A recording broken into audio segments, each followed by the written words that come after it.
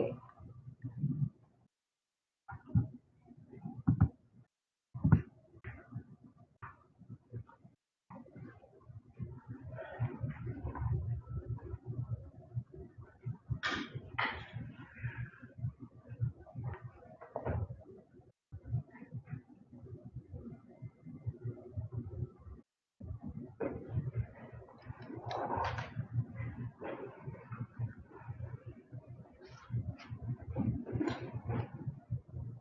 Mike, I'm honored. You came all the way up from the south side of campus with us.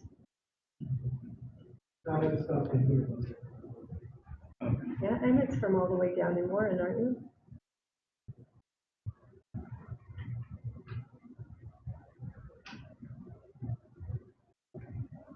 Let's just go ahead and start. Doesn't look like there's more people trickling in. If you come in, they can catch the slide later.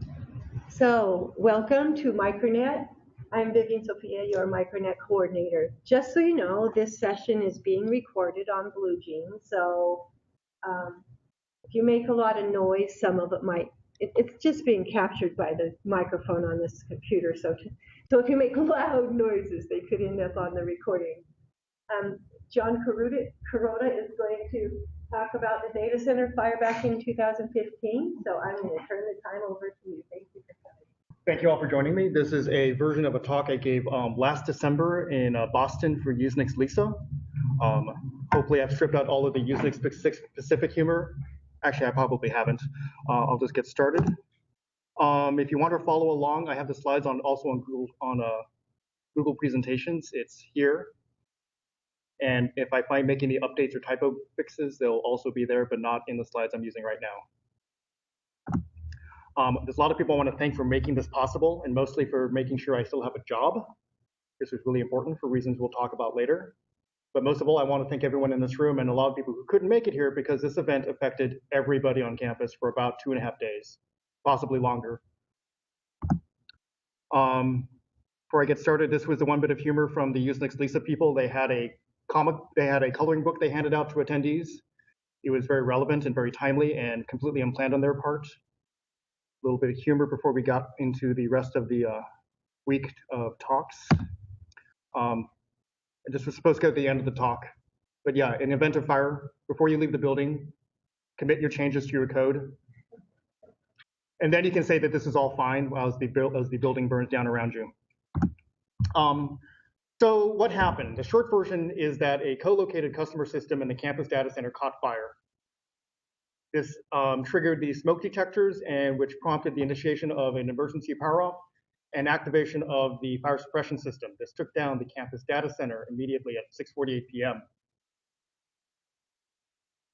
Recovery lasted through the weekend. The investigations lasted into the middle of last year. The settlement talks continued through the fall. I was finally given clearance to give a talk in December, which happened to line up well with the conference I was attending. But the upside, other than sleep, stress, and paperwork, there was no major injuries and nobody died. So are you going to talk about I will be talking about many things. We received a fair amount of press coverage. Certainly the Daily Cal covered us. I believe that the SF Chronicle caught a couple lines about us too.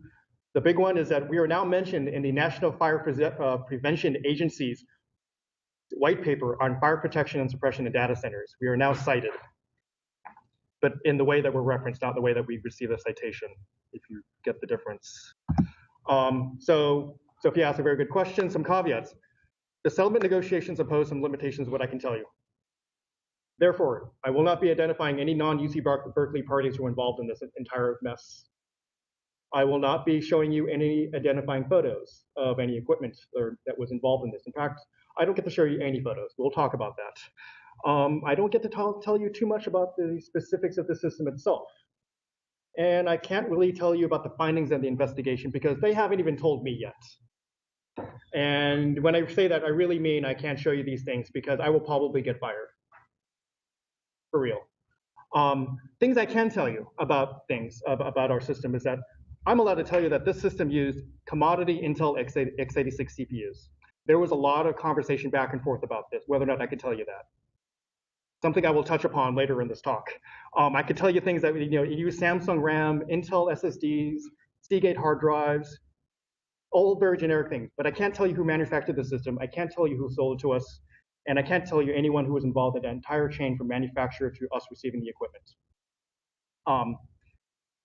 I mean, yeah, aside from the fact that I'm not allowed to tell you these things, I don't even know half the details that I would like to tell you because it's covered by a non-disclosure agreement. Well, can you tell me if who you're selling with is somebody that's a manufacturer of some of this equipment? So to get back to the talk, because there are many details I would love to tell you, and I can't tell you, and I'll tell you why, and I'll tell you what I can. How common is this kind of thing? It's actually pretty common. It happens a lot. These are just some notable. These are just some notable examples of data center disasters and fires that have occurred. My favorite one is the outage via auto intrusion. A car crashed into the front of a data center and crashed through into the data center itself. It happens more than we'd like to admit, and usually in ways we're not expecting, like double or triple lightning strikes in your data center in Belgium. Go Google. So back to our story. So what happened? One of my research groups, hold on, let me get a sticker. One of my research groups' systems caught fire. This was the AMP lab. Am I holding it about the right place? Yeah, no. Okay, great. AMP lab. Sorry, Mike. Not you, Mike, the other Mike. Caught fire. Our first public acknowledgement of this was at Usenix Lisa in 2016, December. It's been a semi-open secret on campus for quite a while. But for the most part, everyone on campus has been very good about not talking about this so that the investigation can be allowed to complete without any interference. That said, it's been a sensitive topic. I certainly have received at least 2 phone calls from a department chair about this. Not something I ever want to happen except to say that I got a raise. And everybody involved learned something. We've had extensive post-event communication with all these people. People I didn't even know existed on campus. Well, I knew they existed, I just didn't know what they were called. They're actually called campus risk services, not risk management, but risk services. I'm now on a first-name basis with the campus fire marshal, and I'm not sure how I feel about this. There have been at least, the last time I counted, about a half dozen different post-event investigations, retrospectives, reviews, something like that. And I have so much mail. I have so much mail about this incident that I stopped counting after about 200 messages. So as I told you, the system that caught fire, it is a commodity off-the-shelf 2U x86 server from a reputable vendor delivered in the end of 2012. As I told you, Sandy Bridge Intel CPUs, Samsung RAM, mix of SSDs, commodity hard drives, all 100% commodity components from reputable vendors. This is not a single piece of this was custom or somehow home brewed or homegrown, as was implied on Micronet in early 2016. It was moved from EECS down to the campus data center in 2014. We had reconfigured it that afternoon for a low memory configuration to appease some researchers who wanted smaller machines. I don't know why researchers want smaller machines, but apparently they do. We were later going to return it to a high memory config for use in a Spark HDFS cluster. And no, the irony of us running a system called Spark, involving a system that was later going to catch fire, is not lost upon us. We have run out of jokes to make about this. It's now this rack was 1 out of 4 that we use down there. The other 2 or 3 are used by a separate uninvolved genomics cluster. It was part of a huge order of 30 systems, which constituted at the time about 90% of my group's local compute capability. So remember what I said, there are certain details I can't tell you? I am not allowed to tell you what actually caught fire on this system, and I'm 99% sure I know what it is. But I can definitely tell you that obviously something went wrong. Something went really, really wrong with this system, and so it caught fire. And that's all that UC Legal is letting me tell you right now. So what happened? I was the last customer out of the data center. That was at 6:20. Side note, don't try and get dinner in downtown Berkeley on Friday at 6 o'clock without a reservation. You'll spend 2 hours starving. About 25 minutes later, the system caught fire.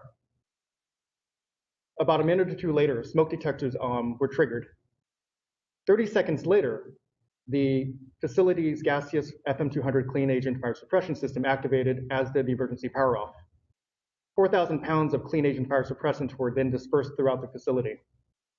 By the way, that 4,000 pounds of fire suppression agent costs $100,000, and when it disperses, it then activates every single other smoke detector in the facility.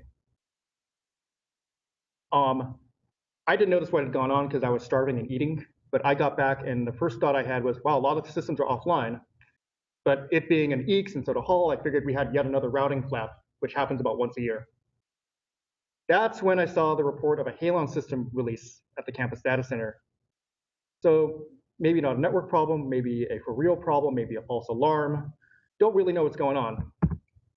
Yeah, it's pretty bad. Google happened to save the original title of the system status message for the data center outage. I like these kinds of messages because they are quick, to the point, and actionable. They tell you what's going on. They don't waste a lot of time telling you. And they tell you, basically, wait for more information. When I looked at when this had happened, though, it was a little sobering because I realized that I had been in the data center facility about 20 minutes earlier, and that I could have been in the facility when this happened. At the time, I didn't know that it was one of our systems that caught fire. So how bad was this outage? Well, it seemed like everything was down. It wasn't really, but it was pretty close. First of all, we had no CalNet. No CalNet, no access to anything. No Wi-Fi, no Bearby, no BFS, no Blue, no B courses, no nothing. Even if they were up, which they weren't, because they're all in the campus data center, which is shut down, you wouldn't be able to get to them because there's no CalNet to let you into them. You couldn't even get to Google services if you didn't already have an established single sign-on session with them already. Campus website was down. That was notable. A lot of people asked me about that while this was going on from other universities, going, John, what happened to your campus? At the department level in EECS, our departmental mail list server is also hosted on a VM in the campus data center. So now we have no way to notify the entire department that something bad had happened. We had no Jabber. We have our own Jabber instance still, even though it can't talk to anything because of the Googleification of campus. So we had no way to notify anybody except for individual email, Twitter, Facebook, and at a campus level, the backup emergency communication systems that we have. But a lot of things did work. IPv4, IPv6 still worked. That's all because of this guy and his team. DNS still worked, so you could still look things up and realize that they were down. We still had NTP if you cared about what time it was. AT&T Wi-Fi still worked because that's not tied into anything on campus other than wires and wireless.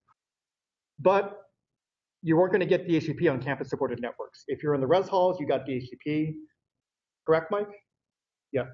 If you're in other departments that run your own DHCP, you still were able to get an address and so get on the network. SMTP still worked. We have offsite MX hosts down at San Diego. IMAP clients, if you set up your, what's the term for it these days? Your Google key, your Google ID key, whatever they call it, you could still authenticate that way. System status site, hosted off campus, that still worked. If we needed the emergency website, emergency.berkeley.edu, that was still up and available. Campus notification system, Warn Me, still worked. And most in-house services for each department still worked as long as they had no dependencies on anything in the campus data center. So if you needed the Oracle database service from campus, you weren't going to be able to use it. Other things that went down, and this is mostly here because it's a funny picture to go with it. Our research group runs a continuous integration software package called Jenkins, and we support a bunch of large open source projects. And fortunately, nobody noticed because developers like to go out and drink on Friday night and then go home and sleep. They don't believe in the Balmer peak on Friday night. Notably, this is the picture that our integration system pops up when it becomes displeased. If we'd been able to get to it, we probably would have been very displeased. About 10 p.m., I returned to the data center to offer what help I could. At this time, I still didn't know that it was one of our systems that had caught fire. At the time, we outside waiting were what were considered non-essential staff, including a couple of electricians, an executive director of environmental health and safety, and a couple other people, a couple other customers. Fire department was not letting us in yet at the time. My manager over there, say hi Shane, this is my manager, was enjoying his Friday night, drove by with his wife and friends, popped his head out the window and said, good luck, and then drove off. It's good to know I had good managerial support. About half an hour later, we were all let into the data center. The data center staff that had been on duty at the time had been relieved by new staff, at which point I was called out for being the last one out of the data center. Obviously, this had all must have all been my fault, because that's what happens, right? You're the last one to leave before something goes bad, which obviously your fault. And if only we had known then. If any of you have ever been into a data center that has had an emergency power off, the first thing you'll notice is that it is really, really warm, because when you've got 10,000 square feet, even if it's only half filled with systems and they have no cooling, even if they have no power, all those parts are still warm and they're still letting off heat with no air conditioning. So downstairs, where the data center is not, which is 2 floors, which is actually 2 floors above, it's about 90 degrees Fahrenheit. We were told by the fire department exiting that it was about 120 Fahrenheit when they entered.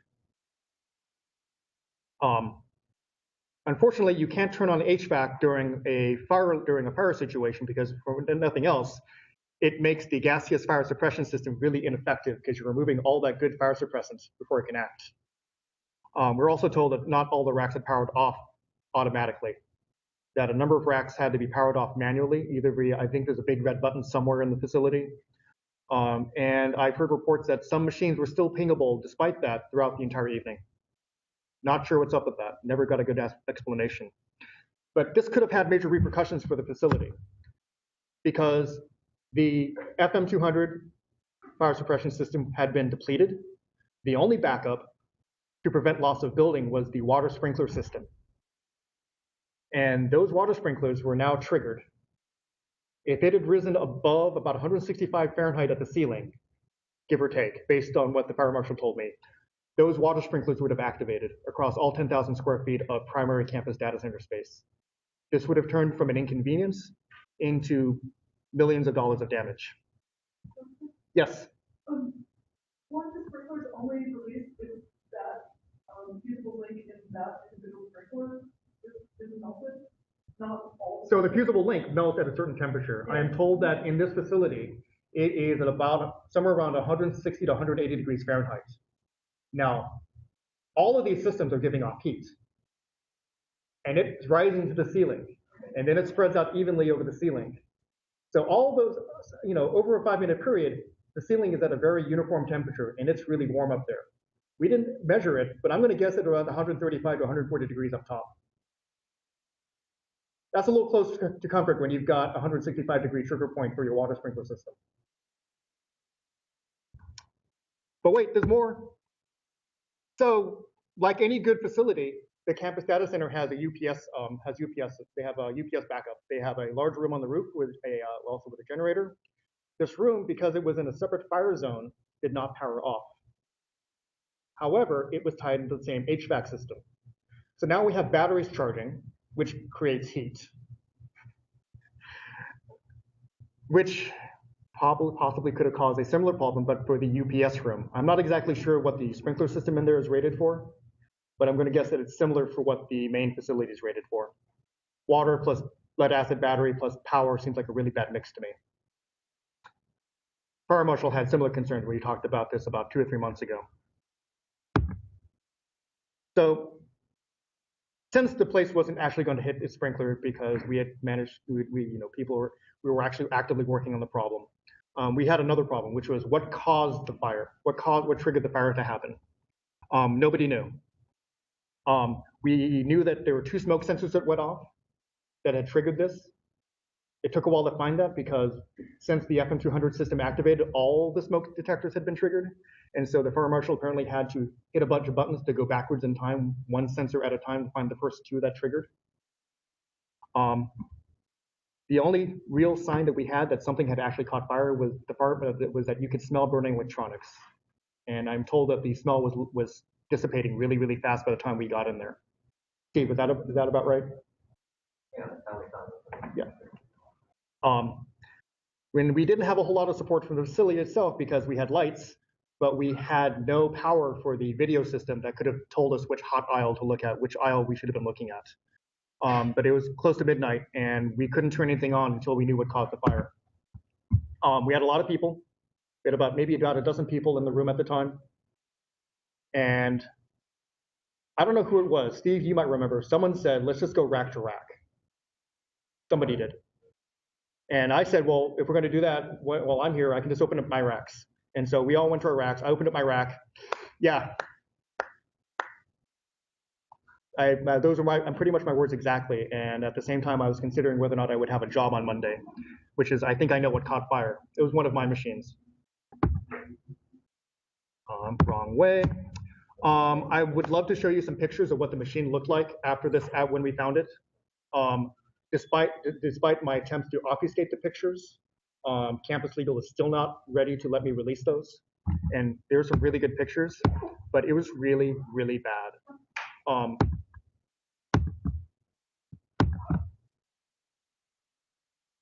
Complete and total loss of the server system that caught fire.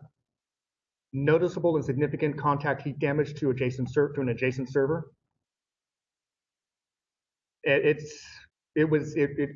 When I sent the picture to my manager and to our IT director, I'm not exactly sure the response was except for holy shit. Is that about right? Pretty much. Yeah. That's a slide I can't talk about because it discusses the initial on-site investigation that they've asked me not to talk about. That one too. This one. And then we get to the point where we start informing campus leadership, which began with the executive director of environmental health and safety asking me, what department did you say you were from?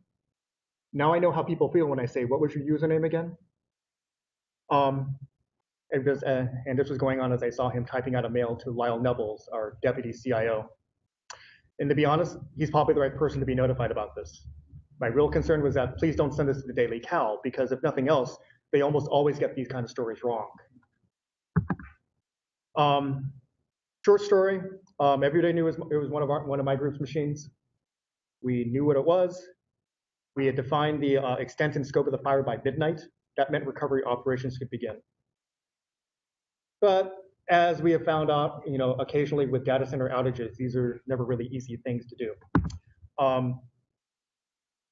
How do you turn on the power without HVAC?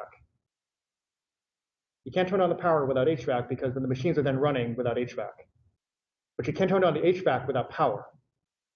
And I'm not exactly sure when the solution to this was figured out. I think you told me around maybe 2 in the morning. I think the answer was plug it into the UPS that's still running and causing heat. Is that about right? The UPS has been shut down. Oh, good. Everything was shut Oh, good. But I think it involved basically bringing in an extension cord in a big enough battery. That's what I was told. We found a way to bring the HVAC on without turning on main power first. So, and down. More investigative notes, and I'm not allowed to show you yet, but I didn't want to edit the slide too much because otherwise I end up with this really small slide. We had about 30 of the machines that we had to unplug. This occurred about a week before a major conference deadline. There was a lot of screaming the next morning.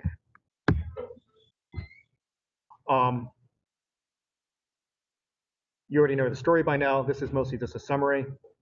Power and HVAC were well before everyone arrived at 7 in the morning the next day for recovery. I'm pretty sure that there would have been a riot if Shane and I had not shown up for EECS.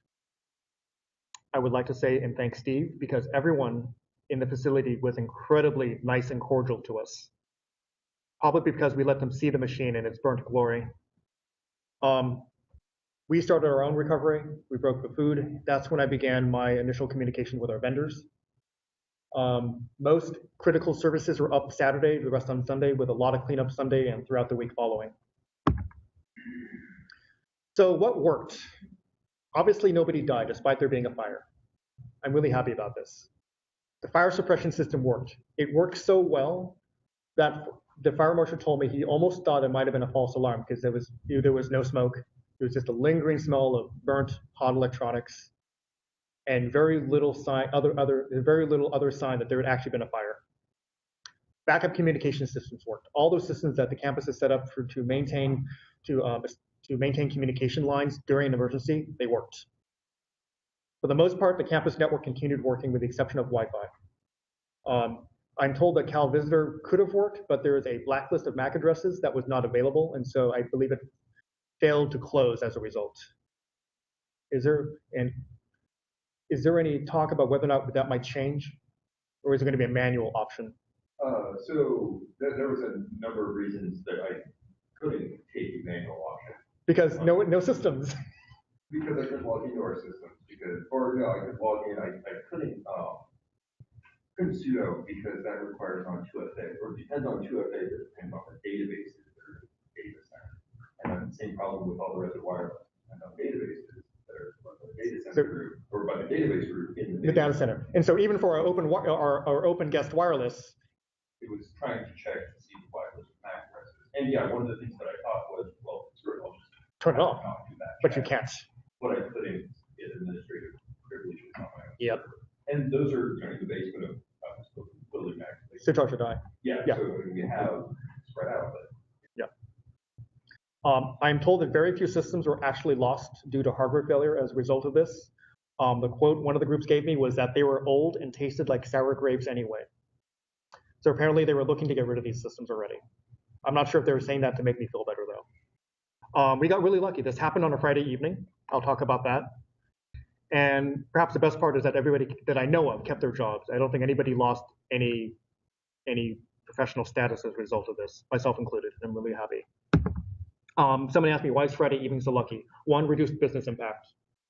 It's after business hours. Business usage, the campus enterprise side is at a relative low. We still had student usage. Homework had to be done. Projects had to be submitted. Grades had to be looked up. The other side, though, was staff availability. At 6:48 p.m. is about what I'm told is a typical shift change time. So you had staff coming off and staff coming on. I'm told this is especially important for the physical plant side. For us non-shift workers, it was early enough in the evening to reconsider our weekend plans or even our evening plans, depending on whether or not some of us had gone off to enjoy Friday night. So a lot of staff were able to come in on Saturday instead of being gone the entire weekend. What didn't work so well? The smoke detector system apparently did not provide an early enough response to allow staff to deal with this on site. There was a new, much quicker smoke detection system that was to be installed. It has been installed now as of last fall. But even then, the data center is not staffed late in the evening until early in the morning. So there's still approximately maybe an 8 to 10 hour window where there's nobody in the facility. So even if there was a really early warning system, there's a good chance it would happen when nobody was there to do anything about it. You would just get lots of texts about it in the morning. The EPO did not catch everything. Fire department had to hit a manual EPO, and even then, things kept on running. This is not what you want in a fire emergency. You want everything turned off except for essential life safety critical systems. The UPS room ran until it was turned off. Fortunately, we could, that was something that could be turned off manually by staff on site. There was a circular dependency between HVAC and power that was resolved, and now I believe there is a manual page on how to do that, so that nobody has to spend 4 hours figuring out how to do that. We do have apparently off-site replicas of much of our campus authentication systems, CAS, and our authentication monitoring notification systems, but all of that, I'm told, all of that disaster recovery is designed around a catastrophic emergency like an earthquake, where we're down for multiple days, a week, months. It wasn't really taken into consideration that we might be down for a day or two, or even part of a day. And I'm told there's still a lot of discussion about whether or not they can retune all of that for something that's a little shorter than a day, but not quite a week. It's a difficult problem. I'm annoyed. This is mostly an annoyance for me, but the camera system wouldn't export the video. It is really, really dramatic video. Do you still have a copy of it on your phone? I do, but the reason why it couldn't is because when the EPO hit, it didn't properly wrap the video. Ah. So it's not that it couldn't export any other video, because it just killed the power. So that one. So it's now corrupt video at the very end. Corrupt video. You can display it, but you can't export it. So now I believe you screen scraped it with your phone. And so he has now got the only real copy of this amazing smoke monster, like in the TV show Lost, coming out of the back of our system and going straight up to the ceiling. It's really amazing. We notified our vendor. There was immediate response that week with the manufacturer included. We engaged with Campus Risk Services, who connected us with insurance and UC Legal Counsel. The next month, communication with our department chair, who was concerned about this. You never want to get if you're not in regular communication with your department chair about anything, that's not really a comfortable phone call to take. Things I can't talk about. But in November, all of these affected systems were replaced. And to use a term used at the last time I gave this talk, the first time I gave this talk, someone asked us the details of that replacement. The term I used was to the satisfaction of all the involved parties. Everybody was happy with it, to the extent they're not willing to tell me they were unhappy. Cost and impact. Immediately, it was $100,000 just to replace the actual fire suppressant material. I'm told that the labor and testing costs were on top of that. Steve, you could probably speak more to that. Is that on about the right ballpark? The 107. Yeah. Certainly overtime for staff, loss of services for the weekend, my loss of hardware. Hard to put a cost though on moving academic deadlines or homework deadlines, all of which had to be accounted for that month. For our research group, we lost a lot of compute. We doubled our AWS spend. I'm told other groups that use AWS and had relied upon, were relying upon some of their machines that they had lost, reported similar but not quite as dramatic increases in spend per month. If we had not been able to get our servers replaced, we were looking at about $300,000. But somehow we didn't miss any deadlines. I'm still not sure how we did that. Clearly, we contacted our vendor. We worked with campus services. We experienced a lot of what I would call impedance mismatches between groups that do not work with technology and who do not have the same kind of engineering background that we have. We all want the same thing, preferring definitions of the same thing, but we all had very different ways of getting there. Keep on hitting the wrong button here. I'm not an attorney. Most of you are not attorneys. Attorneys are not engineers. Engineers are not investigative specialists. Nobody's a fire marshal. I wish I had a better way to put this, but I answered a lot of questions about the computer industry in general, things that you and I could take for granted. For instance, the discussion about whether or not I could tell you that we used Intel CPUs in our servers.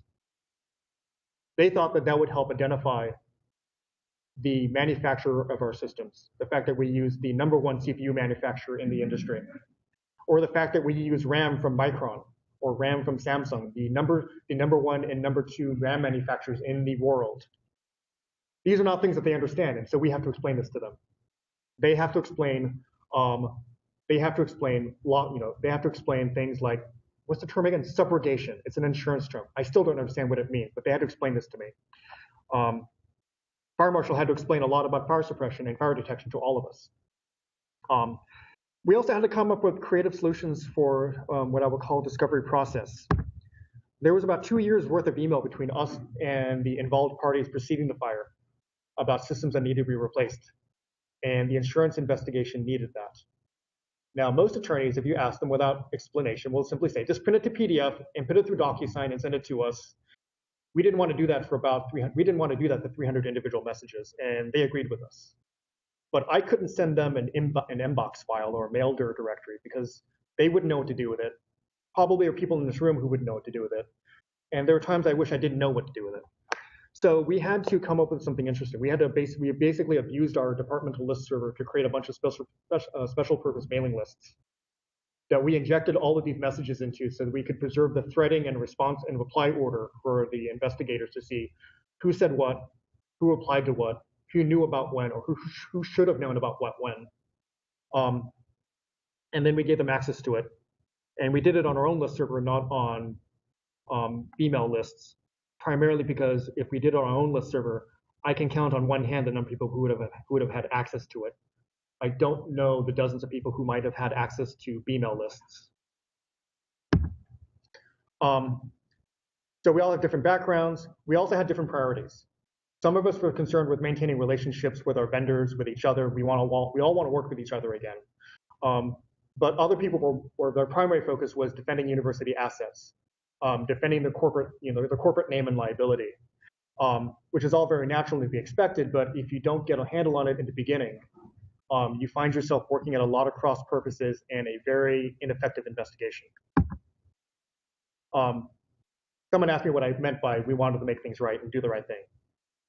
Replace things that can catch on fire. That's the number one thing. Stop using things that can catch on fire. So in addition to us turning off our machines and getting them replaced, risk services went through Bearby and found every single one of these servers or servers that were affected by this problem. And apparently we're the only ones who bought them. However, I'm told that up at WL, they've got hundreds of them. So they were very interested in this. We wanted an investigation. We want to know, was our off the cuff conclusions correct? What actually happened? We still don't have access to that information yet, but this is something that we wanted, the insurance company wanted, the vendors wanted, the manufacturer wanted, everybody wanted. How do we prevent it from happening again? How do we make UC Berkeley whole for the money it costs them to have this kind of event happen, to the extent that it's possible? We can't turn back time, but we can at least cover the material costs. And again, we all want to be able to work with each other. Someone asked me, well, you could have gone after them, you could have sued them. It's like, this was an unfortunate incident, however. It wasn't malice. If there were malice, this would be a very, very different conversation we'd be having. But also, it's not the airline industry. And this was something I said very early on. There's no NTSB or FAA for the data center industry as a whole. The closest we might have is if someone had been injured in this, OSHA would have cared. I wanted to give you details about the conversation we had about the forensics investigation. All I can tell you is that there was an investigation. It was a good one. It was done by professional forensics investigators, and it was a good outcome. Equipment got replaced. No one's complaining about that, I hope. Has anyone complained, Shane, about hardware, that we have it? That's not a complaint. Now, there are several opportunities of investigation for improvement. Better smoke detection, done. Resolving the power and HVAC circular dependency, resolved. Better EPO effectiveness, I'm told that's in progress. I'm not exactly sure what we can do about that other than to have more EPO tests, but EPO tests, as my department has found out, is very disruptive. You have probably found out it is very disruptive to have an EPO test. A real EPO test, not the kind initiated by an actual emergency. Better isolation between enterprise and customer loads, and this was brought up a lot over the first 6 months after the incident, which was how does a single lone customer system take down all of the campus enterprise systems? And unfortunately, I'm not sure what we can do about this.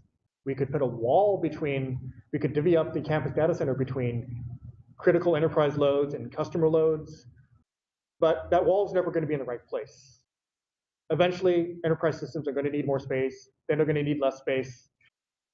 Customers will need more space, then they'll need less space. So I'm not exactly sure what the right way is to do this other than to have multiple facilities, which maybe the campus should have multiple facilities instead of one primary and one way down in San Diego. Better campus authentication, monitoring, notification, that's all been in progress and being looked at. This is something related to the manufacturer that I'm not allowed to talk about, which is really annoying me because I think it's really good it makes the manufacturer look really good. Diligent customer monitoring.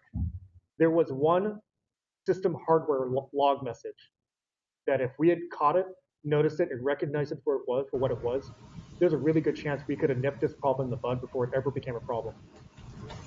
But the assistant to us at the time didn't know what all the IPMI messages meant. It got lost in hundreds of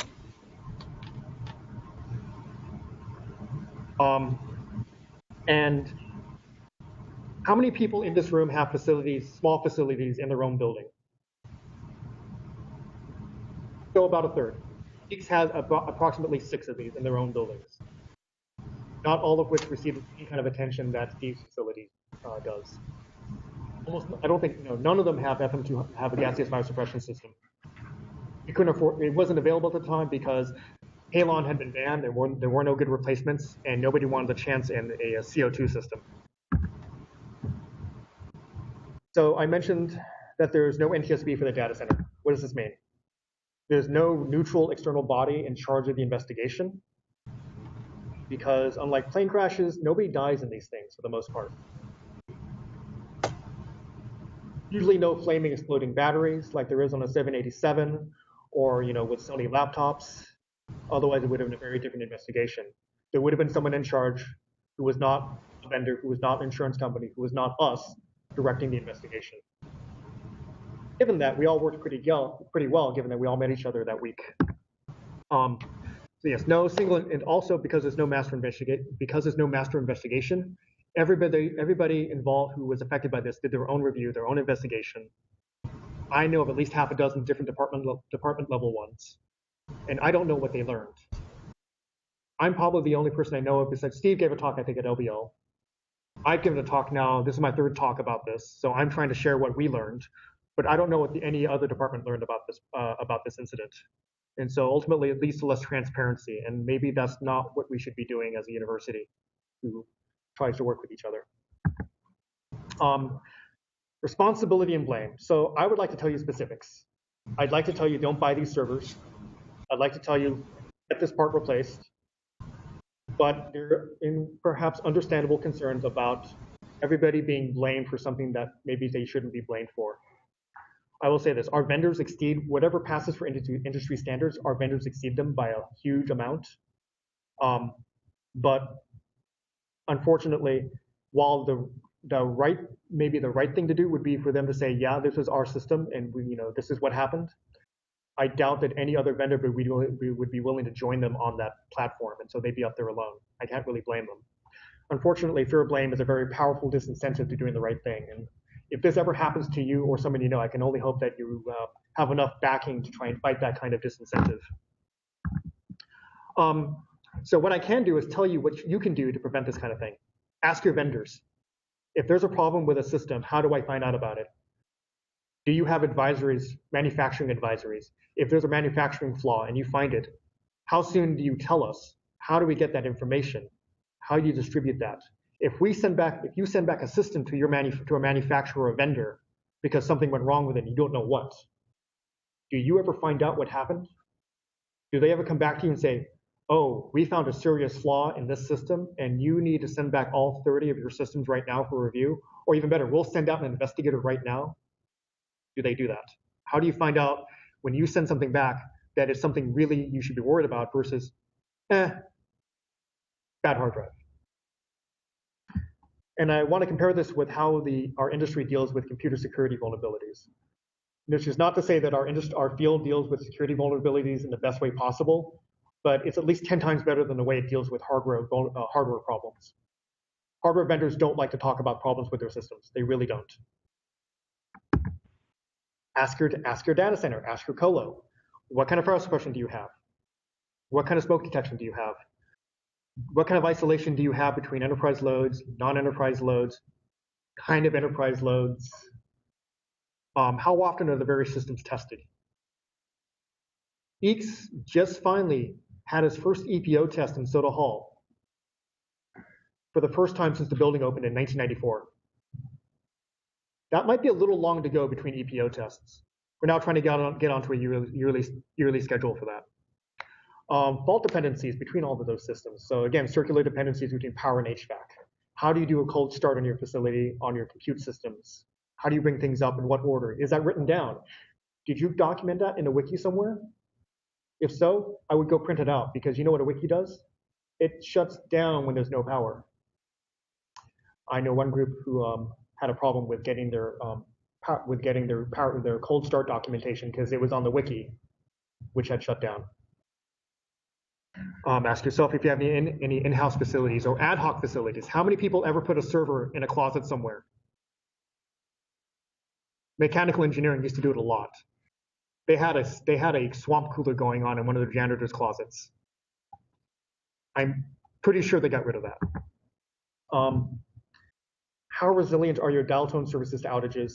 How do you communicate? Where's your documentation? Do you have a hard copy? How do you do post-event reviews? these kind of events happen infrequently enough that you can't use disaster as training. How often do your various parts of your business who don't normally work with each other try to work with each other so they know how to work with each other when they need to?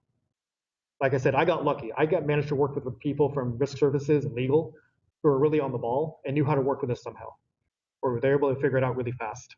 This is not the case. This is not what I've seen in a lot of other places. They're almost antagonistic.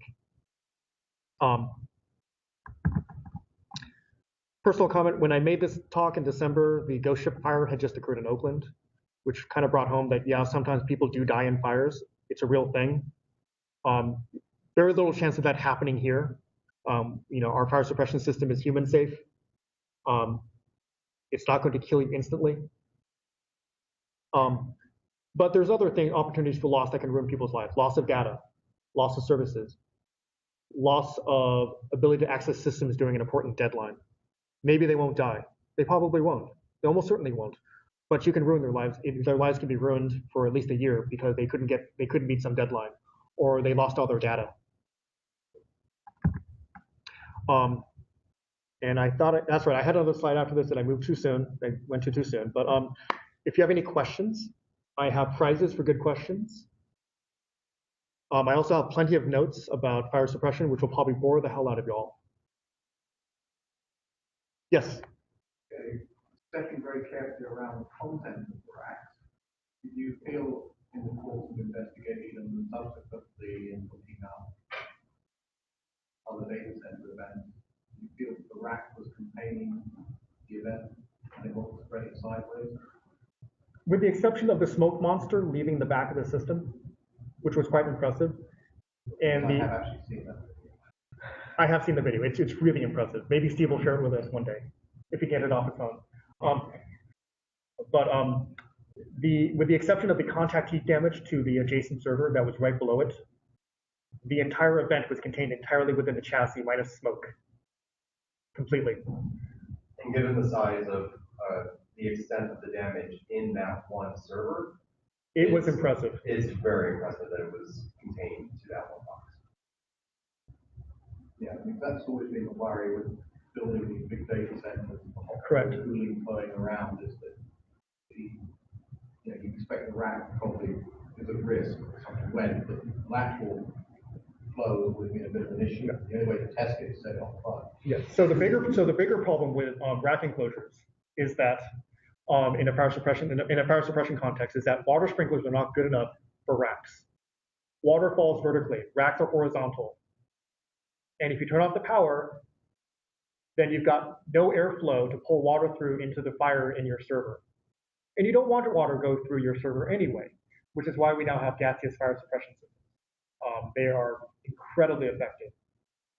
They are so much better, more effective than water systems.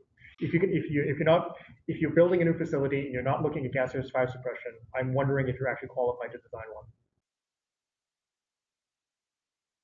You get a prize, by the way.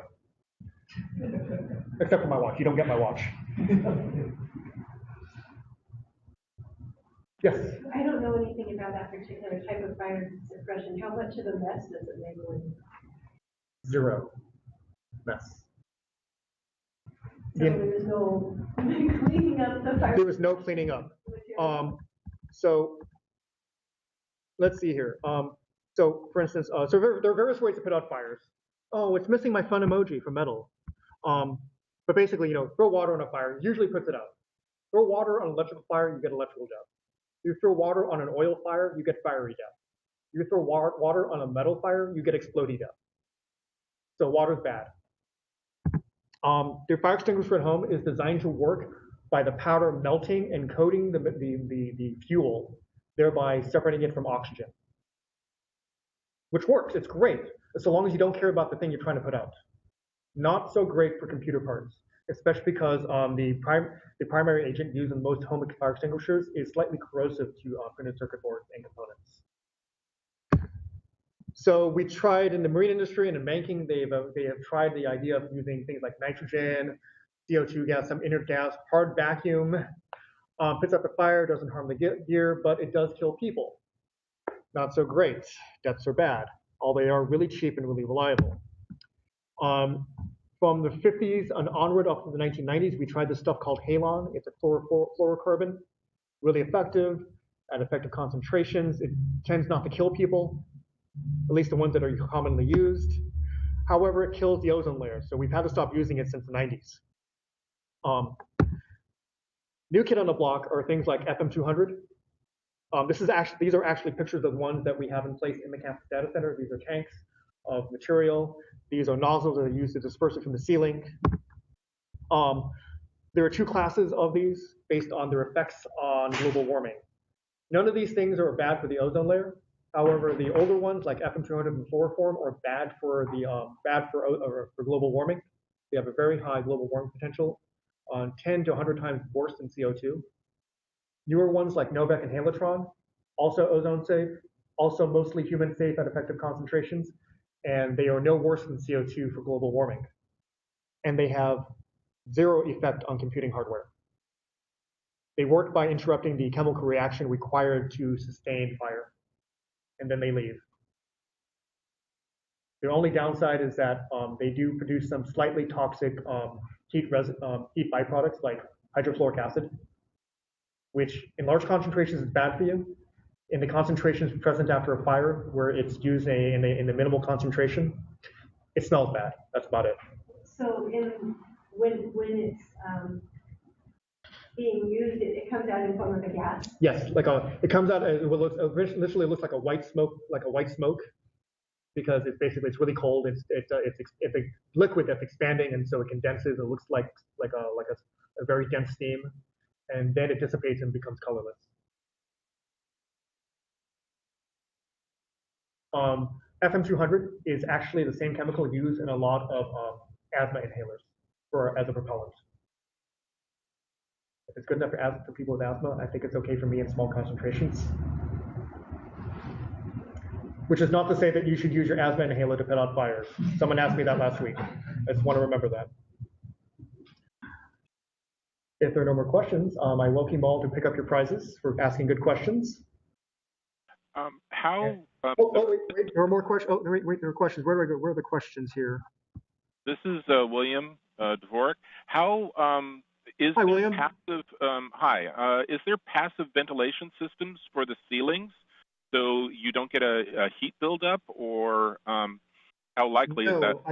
So the question is whether or not there's any passive ventilation for the facility, and the answer is no.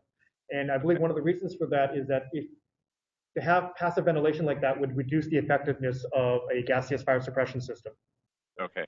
The most I can imagine having is manual louvers after a fire's been put out. Right. I'm not sure how much benefit there would be for the data center. Possibly. Okay.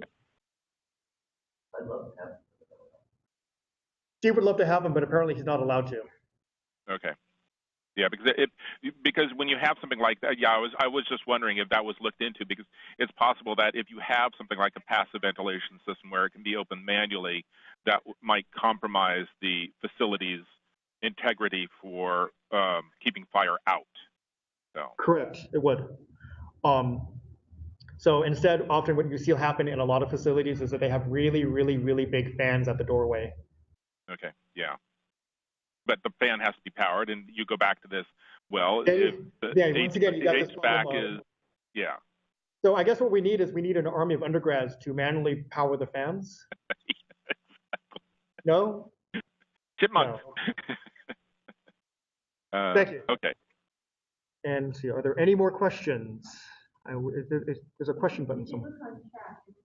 Where's the chat? Like in the Blue Jeans app, there's a chat thing on the side. Aha, chat. Here we go. While you're looking, I want to comment on the temperature concern there. The truth is, the modern systems all recognize when they're getting too hot, they're hitting temperatures, and they shut themselves down. They do. And that was already happening for anything that was left on. So it would take a real fire to get to the temperature of setting those sprinklers off. It would actually have to be a real fire. But, ideally, now that we have a Bethesda system, which we'd already requested before the fire happened, we would be able to locate, because electrical fire, the number one thing you need to get rid of is the electricity. So if we know in advance and we can find that Well, rack, you we can just flip kill the power to switch. that rack and save the rest of the data center. Only anything in that rack would have been affected. Right. And that's how we have it designed and labeled, but we didn't have enough warning at the time. But the new system is an active system that you went out smoking and you came back in, It might exhaled, it would find that smoke. Yes. That They are terribly effective. They are also prone to false alarms because they're so sensitive. They require a fair amount of tuning to figure out what is an atypical level of particulate in the air. But it won't say anything. Nope. It's just a warning. The actual smoke detectors will trigger the fire suppression system eventually. Well, actually, the Bethesda has 4 levels, Yeah. and at level 3 is going to start Yeah. setting things off.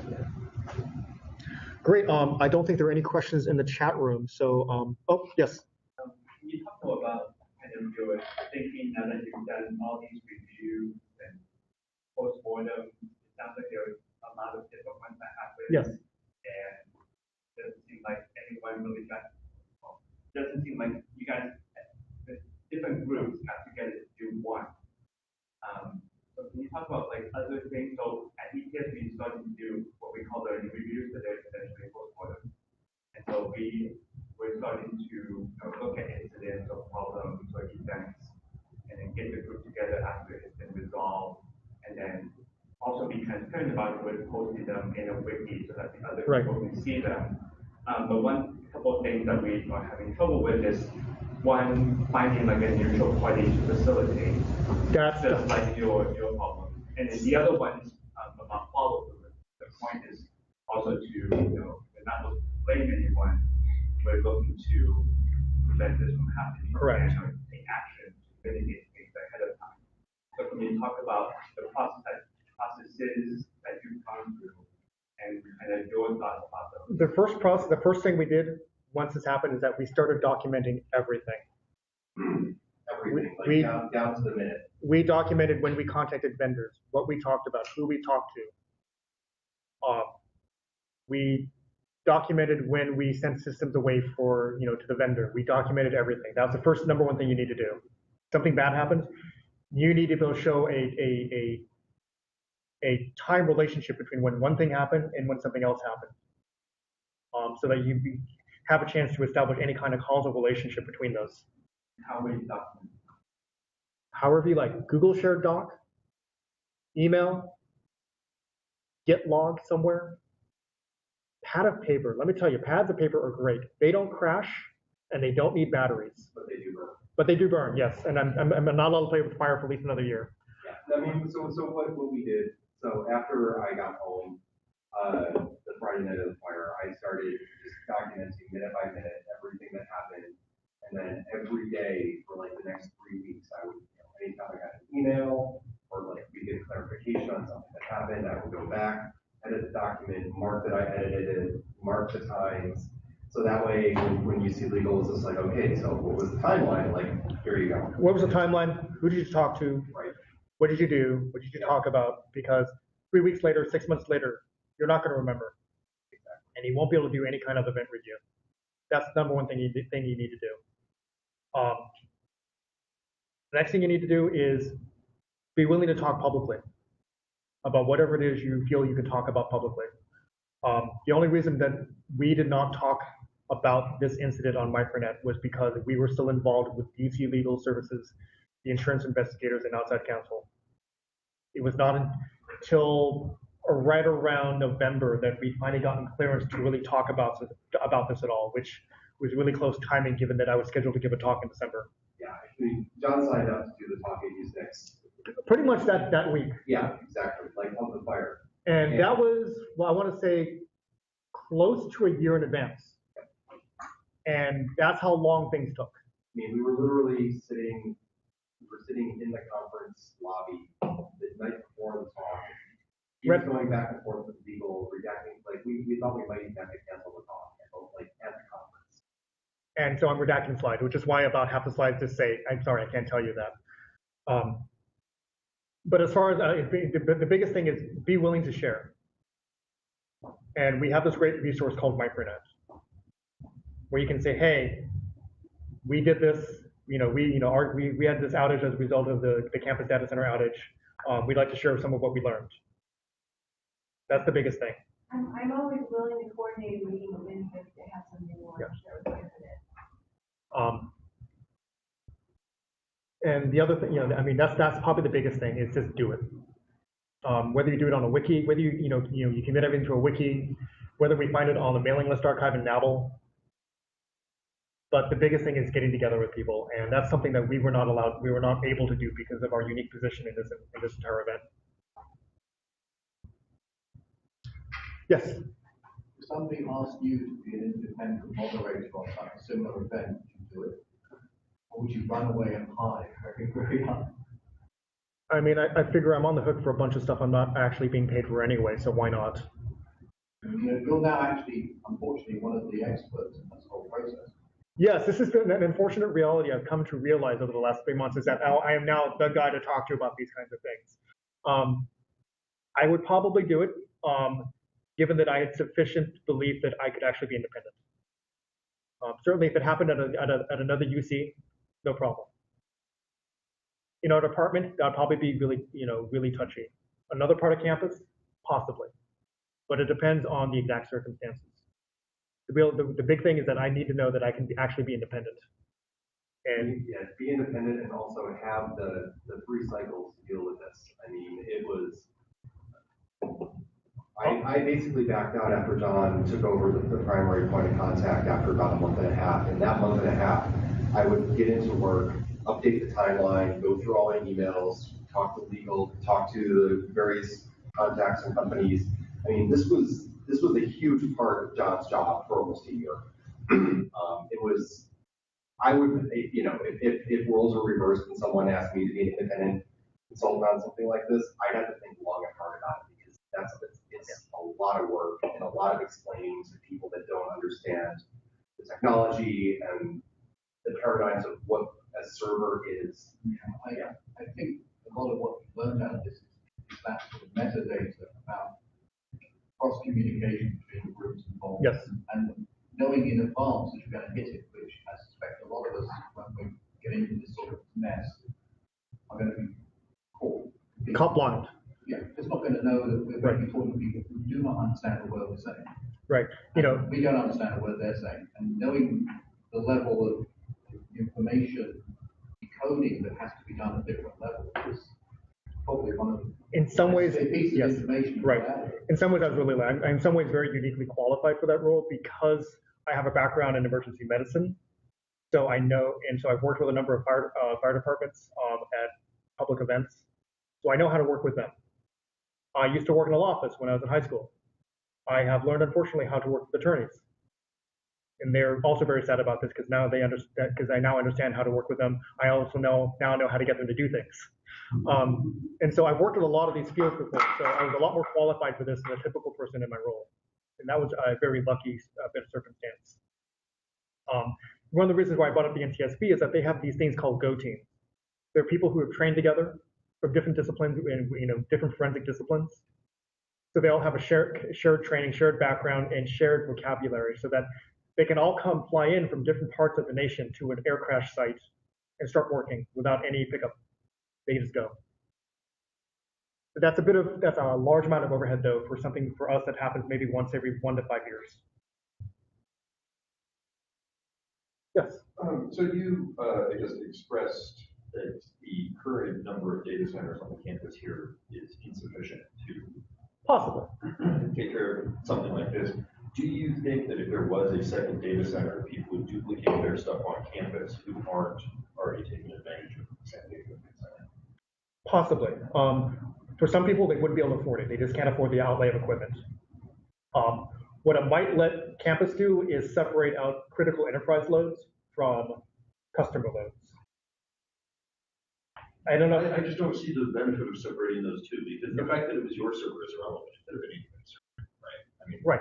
It's not that. But the idea is that so it's nothing. It's an unfortunate incident, but it would nice to be whereas it could have been my server, it could have been one of Mike Howard's servers from Student Affairs IT in the campus data center versus taking down Bearby, CalNet, BFS, Blue, But all of those should just go down. Perhaps, but they haven't And yet. then, but they're not gonna go to a second data center on campus if they can't get the same data. I just don't see a second data center magically solve. No, it's not, nothing, no, there is no magic bullet, there's no panacea here. Well, I think there is, it's the CD database. Yes. That's Actually the hard part, that's the actual real answer. Versus one on campus here, like, sure, duplicating everything, that's. But if there was a second data center on campus, what's different about using it? So ISG has a fair amount of staff resources to properly set up disaster recovery at San Diego. I supported the system, I supported systems at San Diego on a one-man team. Right, but my point is that if there were a data center here on campus, you'd have exactly the same problem. No, because it is, let's just put it, taking care of systems on a one-man team at San Diego is about 6 to 8 hours longer than taking care of something, say, in Oakland. Well, if you need to touch your servers, that's your problem. Sorry, sometimes I do. Yeah, I mean, and once it's up and running, it's very low maintenance, but that it's a very high hump it's a very high hump to get over for setup if you're a one-man team, if you're a small department. And it's a lot easier to handle that if all you're doing is taking BART down to Oakland versus counting southwest down to San Diego and back. Well, BART down to Oakland isn't on campus. So, I mean, it's close. Right, but yeah. My point is you said something on campus. Yeah. Oakland is not what I was thinking. Well, UCLP is in Oakland. Aren't they close enough? Fine. That would be my network. that wouldn't be anyone here. You'd be working with UCOP. The point is, something local versus something local versus something remote. Right. Something local versus something very remote like San Diego. Geographic separation, earthquake. Right. Like that. San Diego is definitely where I would want business critical systems. So one of the things, I'm Dave Brown, by the way, Director of Infrastructure for Warren Hall. So one of the things that we're working on is along the lines of what you're talking about here, which is identifying the most critical systems, Telnet, as an example, and putting the resiliency in place for that, so that whether an event like this happens or not, it still works, right? So I think part of the answer to the question is identifying and prioritizing all of the most critical applications and making sure we have the most resilient architecture in place to handle those, so that we don't have to incur the cost of a separate data center on campus. Correct. Pretty high when you talk about the staffing and all those things. Yeah. There's a lot of different ways to skin the cat. Yeah. But the biggest one is, CalNet, the loss of CalNet was probably the single most disruptive thing I've seen happen short of a multi-day power outage, which has also happened, but that was maybe 4 or 5 years ago. So. The other thing too is now that we have the advanced load balancers in place, things can be architected to fail over much more quickly than when this fire occurs. So there's things that should be done that you can improve on. Correct. I understand that at the time of the fire, in order to move campus over to San Diego for all of CalNet, it would have required a very disruptive DNS change. Not disruptive, but it would have taken a while to propagate. At the time, we might not have been able to make a DNS change at all. Because we didn't have InfoBlocks. This was before InfoBlocks was in place, and we would have had to extract the keys from the data center in order to sign any change. Now we would just promote the other InfoBlocks master. Fine. But yeah, at the time, it was, what if they ask us to change the IP address to www? We were like, not going to happen. Let's just try to get the network back online as quickly as possible. Which ended up, that was the fastest way to get it back online, but we did notice, DNS was working fine. You just couldn't change it. No updates. So that was when we sat down and did, an after report, and that's one of the things we identified was, let's get that InfoBlocks stuff done. So if there were a shared document somewhere of all the changes and recommendations that we have come up with and made in our own individual units about what we did after the fire, would people contribute to that? Yeah. I'm not asking, not only as much detail as you want to give, like we went to InfoBlocks for better DNS. CalNet is online Wi-Fi. CalNet is already installed. CalNet will spin up immediately in San Diego. So is that an active passive setup, or is it an active kind of active setup? I don't know the details. Okay. Yeah, I don't know the details of that, but I'm just thinking, well, the load balancers are here, the load balancers go offline, which they would if the data center went offline. They can't balance load down to San Diego if they're offline. They don't have load balancers set up. I don't know what and I even have worked with them, which know the details of what they have set up. Our automated communications X Matter, which was in the data center, is now SAT, hosted offsite. So we can use that for communication. I will say that we were in a much better position than the National Science Foundation was when they suffered a multiple lightning strike on their building in Virginia, which then took out their two quote unquote redundant name servers in the same circuit in the same room. I think we're It's a certain level of redundancy. certain level, yeah. I guess against rodents, I don't know. You don't really want it. Exactly. If there are no further questions, I'd like to thank you all. Thank you. And see you all on Micronet. And please, I have like 5,000 of these stickers because we just ended this project and started a new one and don't have new ones. So if you'd like to take a sticker from the group that caused the fire, he's got video. Oh, Smoke Monster? Smoke Monster.